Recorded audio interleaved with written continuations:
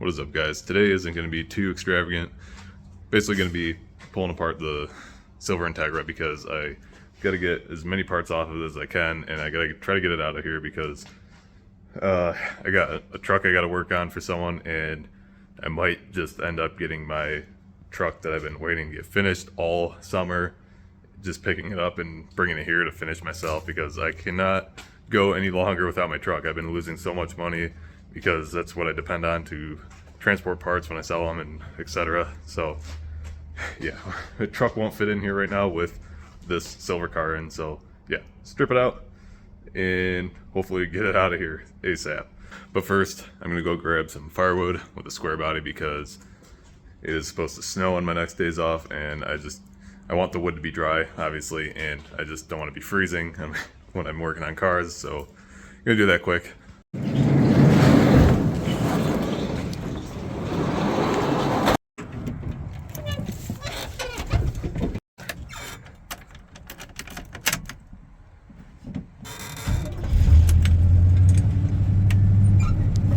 It's a little inconvenient now having a cab to get firewood, but this helps a lot in the winter to keep snow off my stuff and keep the wind from blowing my trash when I go to the dump. Well, that's sketchy.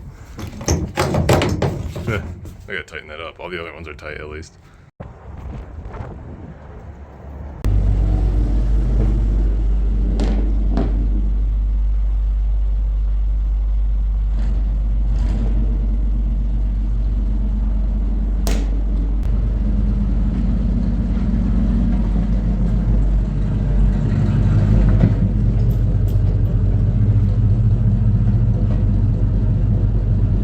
Alright, I may have just let my OCD get the best of me.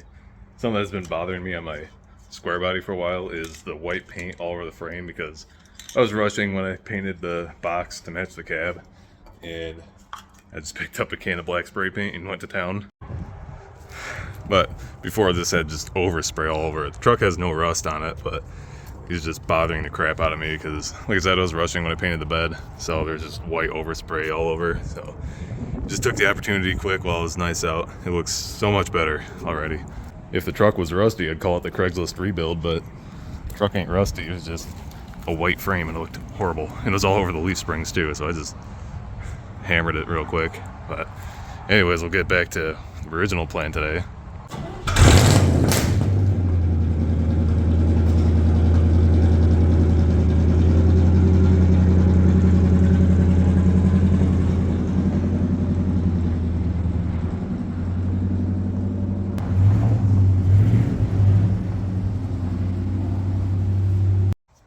Alright, sorry, today's been a little all over the place because I've had people stop by and had other stuff I had to get done and whatever. So it might turn into a 2-day video and it's just nonsense. But anyways, I'm going to start by taking the door off, or both doors off, and then go from there. I'm not going to try pulling the motor right now because I actually hurt my shoulder at work, so I don't want to do heavy lifting, but we'll see what I can get done today.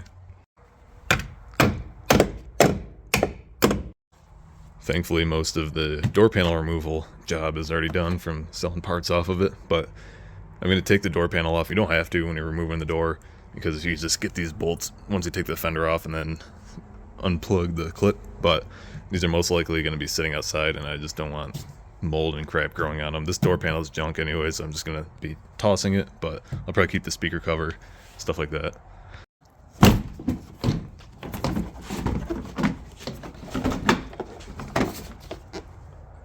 Easy peasy.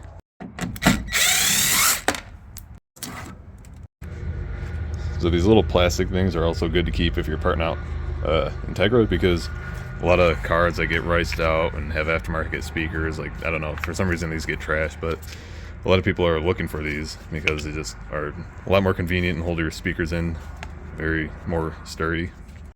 And another quick tip, if you didn't know this, your speakers have a giant magnet on the back, and if you have screwdrivers that aren't magnetic, if you take them and go like this, hard to do with one hand. Alright, get my camera set up. So if you go like this, keep going the same direction. There's some science involved that I don't know about because I'm not a doctor, you know, but it gets molecules and stuff facing the right way, and it makes your screwdriver magnetic. So yeah, just a quick tip, helps you in the shop, and you know, it's just easy, free way to magnetize your tools.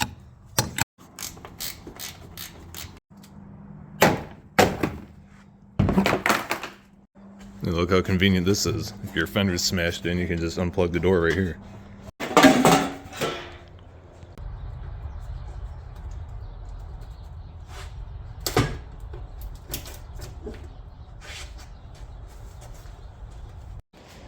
Alright, now to the other side. I might actually keep this fender.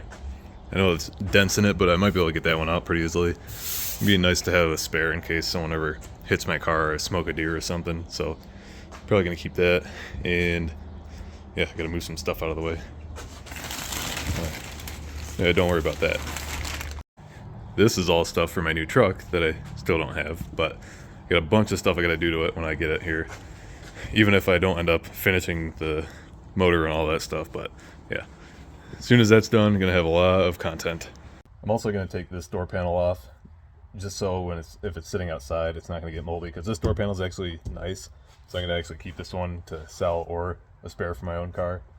But another thing is, if you're in South Central Montana and you want a B18 swap, I'm selling the swap out of this car, but I'll probably sell the whole car or the rest of it. I might take the dash out because it's mint, but you can take the rest of it and scrap it or whatever you want to do with it. And I don't know, give me like $600, so save me time from pulling the motor. And like I said, my shoulder's messed up. I got a skid steer, I can load it for you. And yeah, a lot of my, surprisingly, I've met a lot of people that are kind of near where I live that have watched my channel. So any of you guys need a B18 swap or whatever, I don't know, make me an offer. Get this whole car out of here. I need the room. And let me know in the comments if you'd be interested in, I guess, when I go to pick up cars, because once I get my new truck back, I gotta start picking up cars again to flip, sell, part out. But if that'd be something you'd be interested in, a video going with me to pick up these cars and whatever, in the whole process, I could film the whole process of buying it, bringing it here, parting it out, or whatever, and just showing you and giving you the math of how much money I make per car. And or well, it's not per car, it's usually depending on the deal I get. So if that's something you'd be interested in, it'd be kind of cool to see the new truck hauling stuff. But that's essentially why this has been taking forever to get content, because all my money's tied up in the truck right now and I don't want to spend anything until it's done. But yeah, it's been killing me. It's really been killing me. And I apologize, guys, for the lack of content because of my truck situation. Just, you've always got to do what you've got to do. And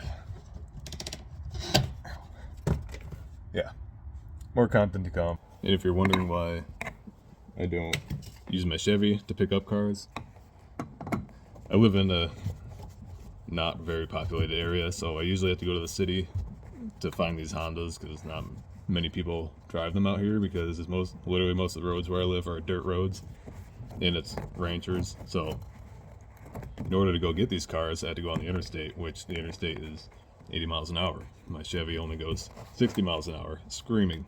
And it's just horrible on fuel because it's an old clapped out V8 from the 70s. It's also not as reliable as I'd trust it to be. I mean, it hasn't really let me, well, it has let me down a few times, but it's not a terrible vehicle, but not something I'm going to go travel with and pick up cars.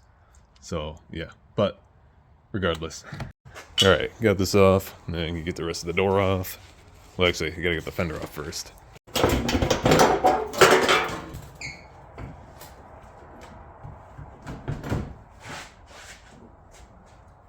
Good old seam sealer. Next, I'm gonna take the sunroof out. Also, don't take my rant as if I'm mad at this guy. I consider him a friend. It's no feelings like that whatsoever. It's just, it's gonna be cheaper, I think, and quicker for me to pick up the truck as it is, and then basically find a crate motor instead of just like a junkyard motor, and just put it in myself here. I'll just stab it in and order one. I just gotta price everything out, so we'll see. Nothing to do with that. Like I said, I want to make that clear. He's totally like the coolest person I've met since I've been out here, and very helpful, and has done a bunch of stuff for me. It's just a series of unfortunate circumstances where he's just got slammed this summer with work. So the early stages of the truck getting built, like the suspension and all that, took way longer than it would have if like he didn't have everything explode this summer. And then now that we're at the stage of just putting the motor in basically, and the motor we had being bad. Also, they sent the wrong radiator. Like he ordered a manual radiator and they sent an automatic one, which will still work, but you don't get as good of cooling. And with the heat out here and the like me pulling stuff with it and going up mountains, I want that extra cooling power. So just little things like that. But essentially it's just getting a motor and putting it in at this point, and there's only 2 years that I can use the engine from. All right, today's the next day. I had someone stop over again, so put a halt to my work, but I'm gonna continue removing the headliner and then take the sunroof out, and then probably take the dash out, hopefully, if I have enough time today, and see what else we get into.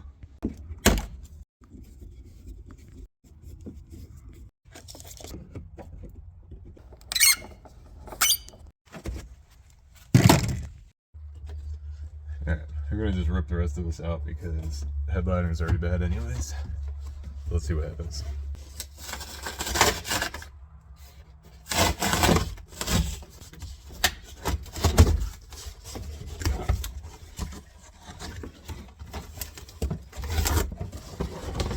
I definitely forgot to take that off, but yeah, headliner was smoked and it's cardboard, so came out easy. But now, gotta figure out. I've never actually taken a Integra sunroof out before, but I've taken several other Honda sunroofs out, but it's usually just a few bolts. So there's one right there, there's one right there, and 2 back here. So looks like 6 bolts, 7, 8. Yeah, that's actually, I think that's more than my EF sunroof. But yeah. All right, let's get to work on this. You want to take the little sunroof drain hoses out. There's 4 of them, 1 on each corner. All right, this is gonna be sketchy.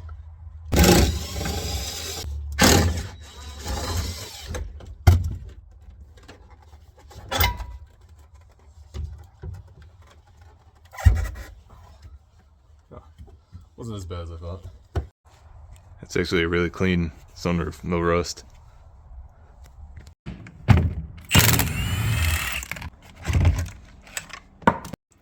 It's been many years since I've ripped an Integra dash out, and I used to be really good at it because my brother's first car had wiring issues behind the dash, and we ripped the dash out, I think, 4 times in like 2 hours before less. So I was really good at it back in the day, but now I gotta remember where all the hidden bolts are. And I'm not going to film like all this because I don't want the video to be too long.